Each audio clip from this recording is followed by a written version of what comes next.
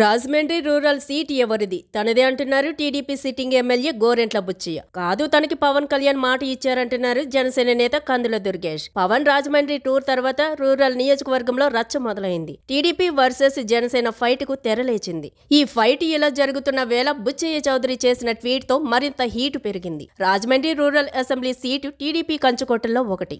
2019 ఎన్నికల్లో జగన్ గాలి ప్రభంజనంగా వీచిన వేళ కూడా టీడీపీ నిలబెట్టుకున్న సీట్లలో రాజమండ్రి రూరల్ ఒకటి. టీడీపీ జనసేన పొత్తుల్లో భాగంగా రాజమండ్రి సీటుపై రెండు పార్టీల నేతలు కర్చీఫ్ వేసుకుని కూర్చున్నారు.